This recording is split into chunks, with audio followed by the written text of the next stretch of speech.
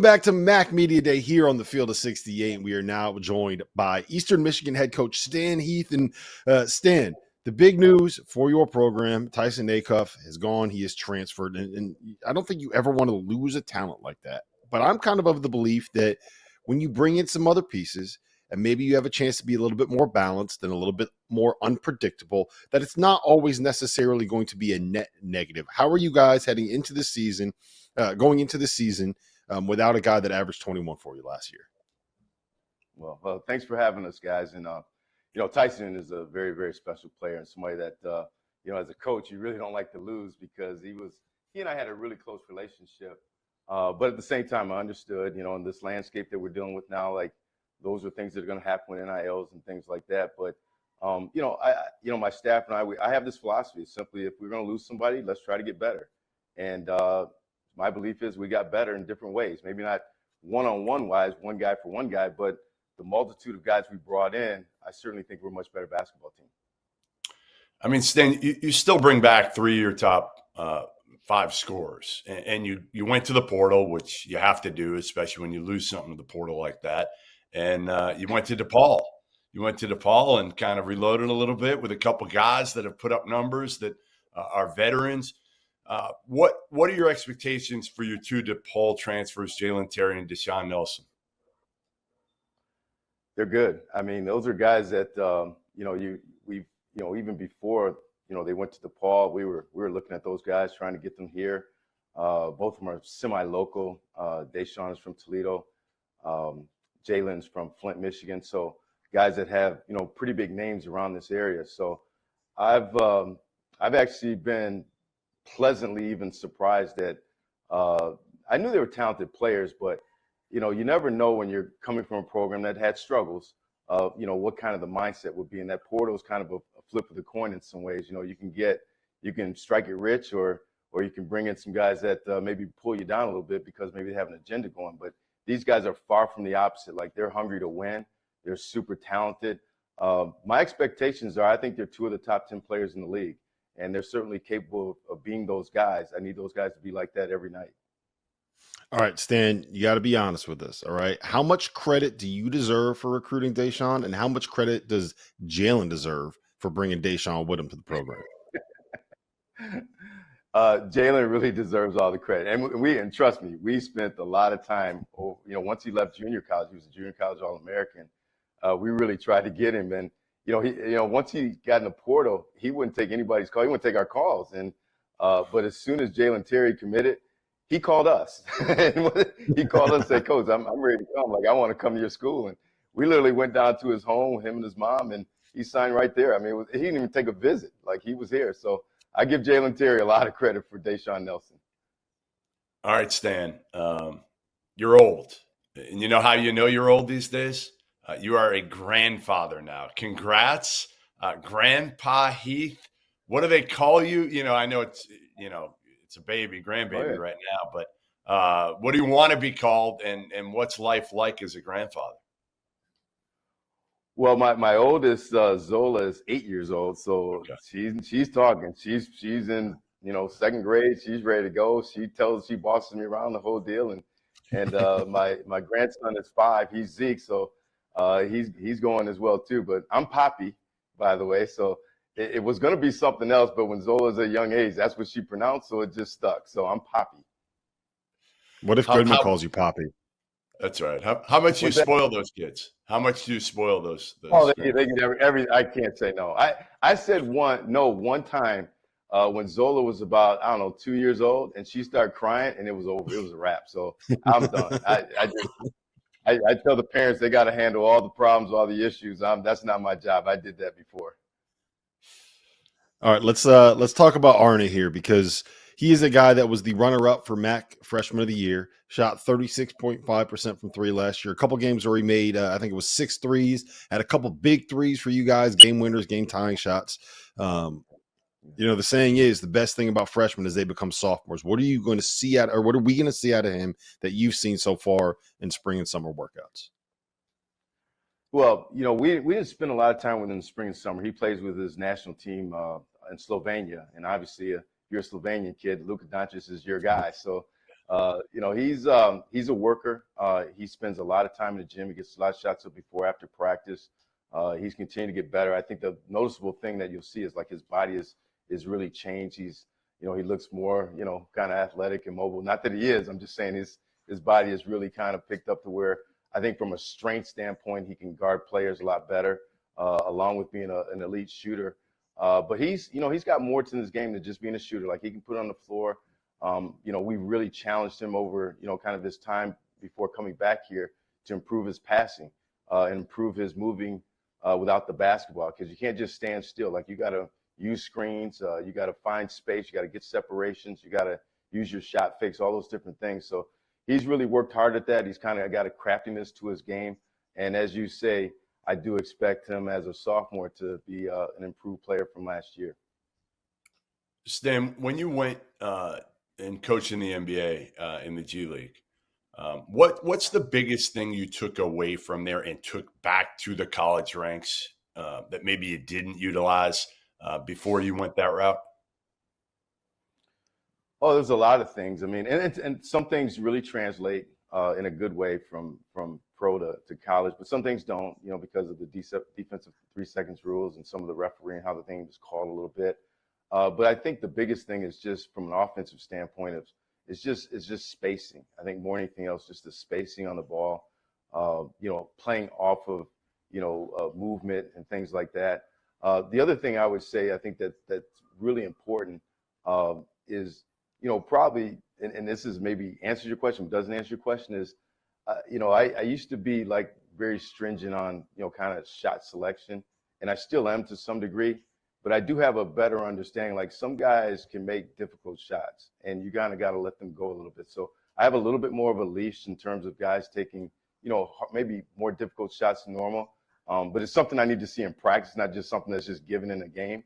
So I think that'd be kind of a little bit of an adjustment I've made as well too. And from a defensive standpoint, just the pick and roll coverages. I really adjusted kind of pick and roll coverages. More NBA wise compared to maybe what I did before. Jalen Billingsley, we're going to hear from him here in a minute on Mac Media Day. He's going to be in more of a leadership role for you, right? Like he's the kind of the veteran. He's been around for a couple of years. What have you asked from him? Like what's the next step for him? Not just as a player, but kind of as for his role within the locker room and within the program. Well, Jalen's come a long way. He started off at Georgetown. He's been here now for 3 years, his third season. And I think anybody in the Midwest who's followed Jalen's career would know he's an extremely talented player. And really what it comes down to Jalen is just kind of him handling his emotions. Sometimes his emotions gets the better of him. I think he's much more mature now that he's, kind of gone through that stage. And the other part of him just being consistent. He's as talented as anybody you're going to find in the league, and he's a versatile player. He can play inside, he can play outside, he can switch 1 through 5. He can hit the 3, he can post up, he's got mid-range shots. So he's got a skill set that translates to basketball beyond college, and it's just for him to play, with intensity, with a great motor, all the time. And the sky's the limit for him, and I think he's due for a really big season. When Tyson Acuff got hurt towards the end of the year, he didn't play our last 5 or 6 games. Jalen was kind of the guy we went to. And I think if you look at our record, I think we're like 4-3 or 3-2, 4-2, something like that. And he was the guy. His numbers went up, his rebounding went up.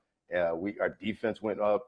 I think, sometimes when the big guys get more involved in the game in terms of getting touches, getting involved, all of a sudden a whole lot of other aspects of their games change as well too. You hate to admit that as a coach, but I believe that's what happened with Jalen. Stan, we appreciate you being here, man. Best of luck this season. We're going to hear from Jalen here in just a second on Mac Media Day, coming up next on the Field of 68.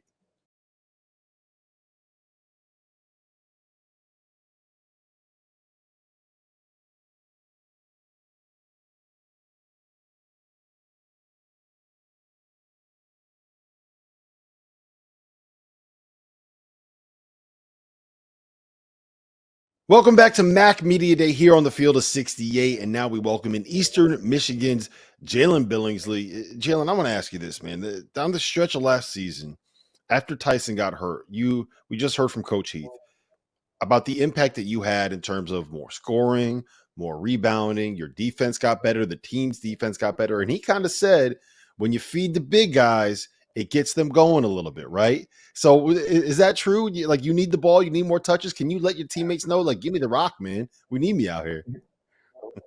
It's a little true because you just feel more involved in the game when you're touching the ball. Like if you asking a big guy to just protect the paint and then go down the offense, just stand under the rim and just not touch the ball, not do anything, it's kind of it feel really kind of disrespectful a little bit. But when you get the ball more, it's just you feel more involved in the game. You know, Jalen, coach kind of alluded to the fact that, you know, you've matured a lot recently, started your career at Georgetown. Nobody ever questioned your talent.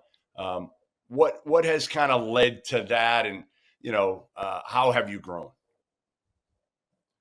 You know, Coach Heath really has been pushing me every day in practice, you know, pushing me to not react so much to negative plays, staying positive, just keep playing throughout the game. No matter what goes wrong, whatever happens, just keep playing because the game is going to go on. And I feel like, you know, I've come a lot since my freshman year. You know, this is my fourth year now. I'm going to be a senior, which is crazy because it feels like I just got here. But it's been a blessing to be able to play college basketball and mature and play under Coach Heath.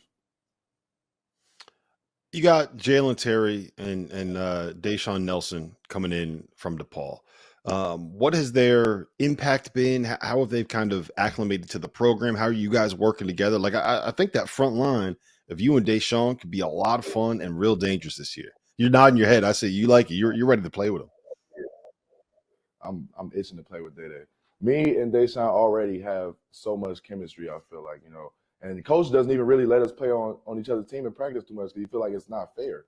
Like, he makes us go against each other a lot. And then Jalen is just, like, as on a point guard standpoint, he's amazing. You know, he's extremely fast. He moves the ball well. He plays defense. I'm excited about this year. I really am. Those two guys are going to be a big addition for us for sure. Hey, I'm going to go way back to when you started your college career at Georgetown, playing for Patrick Ewing. Did you understand the magnitude of, like, Patrick Ewing, playing for Patrick Ewing, one of the greatest players of all time, and a big, like, what was that like? And do you have a particular story, maybe Ewing in practice? I don't know if you went out there and, you know, you ever had like a one-on-one matchup with Patrick Ewing? Yeah, I love playing under Patrick for sure. He was a great coach. You know, he taught me a lot of things. I feel like in the low post, he helped me with my footwork. We did play one-on-one one time. It wasn't like a full intense game because, you know, he's kind of old now, but he got out on me a little bit. He showed me he can still move a little bit. We talked a little bit with Coach about Arne's development and the step forwards that he's kind of taken. For big guys, you need those shooters out there to be able to make sure that you got space to operate in the paint, right? And Arne's kind of that guy that can make some shots. I think he hit 6 threes in the game a couple times last season. Where have you seen him getting better now that he's back from playing with the Slovenian team? You know, everyone knows Arne can really shoot the ball, but just his passing, his ball handling, even his defense really is just, you can tell he's working. He looks bigger and stronger. I think he's put on a couple pounds. He looks more athletic. Arne he's been grinding. It's missing him the whole summer. It kind of hurt us a little bit because we were a little short on bodies, but you can tell when he was home, he was still working. Yeah. Well, what about you? Like, we talked a little bit about your leadership and your maturity, but what have you added for your game? Like, what are we going to see out of you as strictly just a basketball player that maybe we haven't seen in the past seasons? I feel like for me, my biggest issue would be consistently just staying consistent. Because I have one night where I'm playing, it looked like I could be one of the best players in the conference, and then another night, it's like I'm like not really there sometimes. So I just need to work on being consistent, maybe a little bit of my conditioning and my attitude, really. Yeah. So the word is that if you get in the ball early, Jalen Terry, you're going to have a consistent and aggressive and hungry Jalen Billingsley. You got to let the big dog eat. Last thing I got for you. You're from Cleveland. You were what, 12 years old, 11 years old, 12 years old when LeBron made the decision to come back to Cleveland. What was it like in that city and in that area when I'm going to call him the GOAT because I think he's the GOAT, when the GOAT comes back, when he comes home? Oh yeah, he's the GOAT for sure. But when he came back, I feel like it was like mixed feelings from everybody. Some people were really excited, you know, like me. I always loved Bron. Even when he went to Miami, I was still a LeBron fan. And then there were people like my pops who, oh, he can stay in Miami. We don't want him back, when he's still the best player in the NBA. Like, you can't just throw him to the side like he's not one of the best players.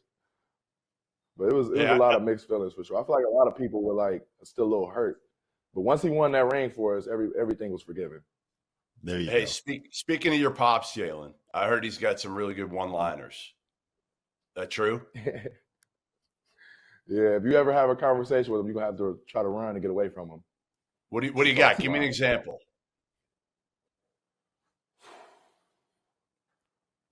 I can't think of none right now. None too appropriate for a broadcast. That's what it is. He's a It's good guy, media though. day. We gotta You would love him. Keep it clean. we gotta keep it clean. yeah, we keep it clean on media day. Listen,